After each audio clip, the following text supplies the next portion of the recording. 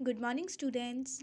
Let's start from the topic suspended particulate matter SPM. Student हमने बहुत सारे air pollutants के बारे में पढ़ा, जैसे carbon dioxide, chlorofluorocarbon, ozone, sulphur dioxide. अब हम सस्पेंडेड पर्टिकुलर मैटर के बारे में पढ़ेंगे। ये भी एक टाइप का क्या है, air pollutant. In addition to the above pollutant, air में also contain some solid particles. ये जितने भी पॉल्यूटेंट्स पड़े, उसके अलावा एयर में कुछ सॉलिड पार्टिकल्स भी होते हैं, जैसे डस्ट हो गया, धूल, फ्लाई ऐश हो गया। ऐश क्या होती है? राख।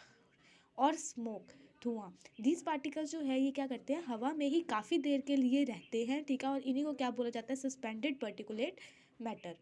अब सोर्सेज क्या है, कैसे बनते हैं ये सस्पेंडेड पर्टिकुलेट मैटर?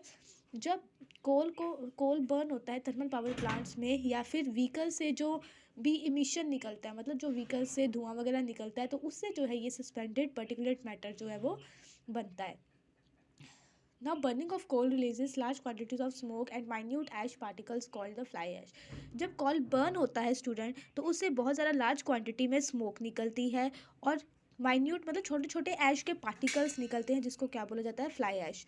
अब क्या इफ़ेक्ट्स होते हैं एसपीएम के, ठीक है, वो हम देखेंगे। सबसे पहले है एसपीएम में कॉज हेज विच रिड्यूसेस विजिबिलिटी।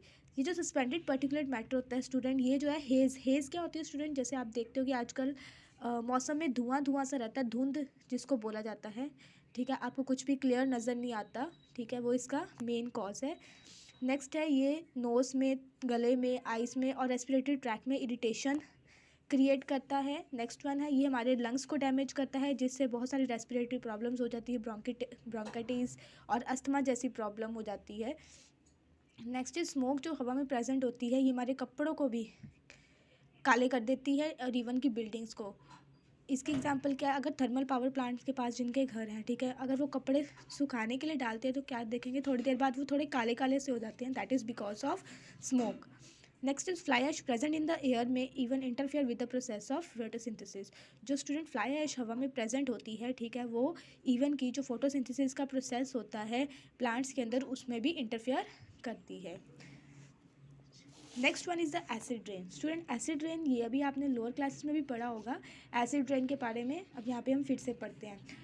जो एयर पोल्यूटेंट्स होते हैं स्टूडेंट, सल्फर डाइऑक्साइड और नाइट्रोजन डाइऑक्साइड, जब वो व्हीकल्स सी पाइप से, फैक्ट्री से या पावर प्लांट से निकलते हैं, तो वो क्या हवा में मिक्स हो जाते हैं। ये सल्फर डाइऑक्साइड, नाइट्रोजन डाइऑक्साइड जब एयर में प्रेजेंट ऑक्सीजन के साथ मिक्स होते हैं स्टूडेंट, तो ये क्या बना देते हैं, सल्फ्यूरिक एसिड और नाइट्रिक एसिड। और ये जो एसिड जब रेन वाटर के साथ मिक्स होते हैं और धरती पे गिरते हैं, ठीक है, रेन की फॉर्म में गिरते हैं, तो इस रेन को क्या बोला जाता है, एसिड रेन। सो जो रेन जो है एसिड के साथ डिज़ोल्व होके धरती पे गिरती है, उस रेन को क्या बोला जाता है, acid rain. Acid rain student एक बहुत ही सीरियस एनवायरमेंटल प्रॉब्लम है, कि हमारी अर्थ को बहुत ज़्यादा वेज में इफ़ेक्ट करती हैं। अब ये क्या क्या करती है, first one is contamination of the lakes, rivers etcetera which में kill fishes and other creatures living in the water. इससे जो है हमारे लेक्स, झीलें, नदियाँ सब कंटेमिनेट, अशुद्ध हो जाता है, जिससे कि बहुत सारे, क्योंकि एसिड रेन है तो ये फिशेस को इससे मर सकती हैं, ठीक है, और जो भी क्रिएचर पानी में रहते हैं वो भी इससे इफ़ेक्ट होते हैं। नेक्स्ट इज़ ये लीव्स, ट्रीज़ के लीव्स प्लांट्स को जो है वो भी डैमेज करती है। नेक्स्ट हमारी बिल्डिंग्स, मॉन्यूमेंट्स, स्टैचूज़ वगैरह, उसको भी ये हार्म पहुंचाती है। स्पेशली जो मार्बल के या लाइमस्टोन के जो बनी बिल्डिंग्स होती हैं, उस पर ज़्यादा इफ़ेक्ट करती है। नेक्स्ट ह्यूमंस पे भी, हेल्थ में भी ये प्रॉब्लम क्रिएट करती हैं। हमारी जो मिट्टी है, ठीक है, उसको एसिडिक बनाती हैं। जो भी स्टील के ब्रिजेस, रेलवे लाइंस होती हैं, उनको डैमेज करती हैं। उससे जो है ये करोड, ठीक है, जंग वगैरह लग जाता है एसिड रेन की वजह से। Okay, now come to next page. That is what can we do to control air pollution. Air pollution को control करने के लिए student हमें क्या क्या करना चाहिए. So air pollution is a problem that affects all of us. Air pollution एक ऐसी problem है जो हम सबको ही जो है इफ़ेक्ट करी है. ये एक major environmental problem है. We have seen how air pollutants affect our health. हमने देखा भी है कि कैसे air pollution जो हमारी health पे इफ़ेक्ट करती है. Often young children and old people suffer more from the polluted air. जो यंग बच्चे हैं, ठीक है, या फिर बूढ़े हैं, वो इस जो है पॉल्यूटेड एयर से जो ज़्यादा इफ़ेक्ट होते हैं. Each one us can make a difference and help in reducing air pollution.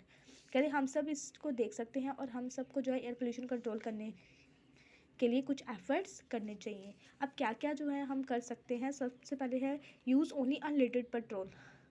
अनलेटेड petrol क्या होता है स्टूडेंट, ऐसा पेट्रोल जिसमें लेड का यूज़ ना हो, लेड कंपाउंड यूज़ ना किया गया हो, ऐसे पेट्रोल का यूज़ करना चाहिए।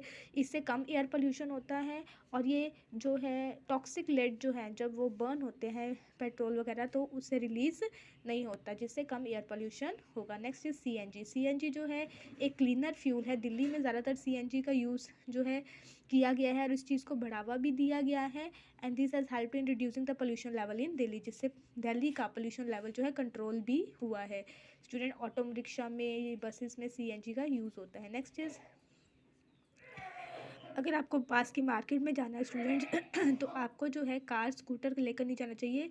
इंस्टेड अपनी फैमिली को इनकरेज करना चाहिए कि आप पैदल जाओ, ठीक है। इससे क्या होगा, या फिर बाईसाइकिल का यूज़ करना चाहिए। इससे क्या होगा, जो व्हीकल से निकलने, एक तो आपका पेट्रोल वगैरह सेव होगा और दूसरा एयर पोल्यूशन भी कम होगा। नेक्स्ट इज़, जितना हो सके पब्लिक ट्रांसपोर्ट यूज़ करना चाहिए, ठीक है, उसको इनकरेज करना चाहिए। Forming a carpool. कारपूल क्या होता है स्टूडेंट्स, कि प्राइवेट कार्स को शेयर करना। जैसे आपने एक ही जगह जाना है तो आपको जो है कार वगैरह शेयर करनी चाहिए, ठीक है। ये एक गुड वे है to communicate to the work place and the back.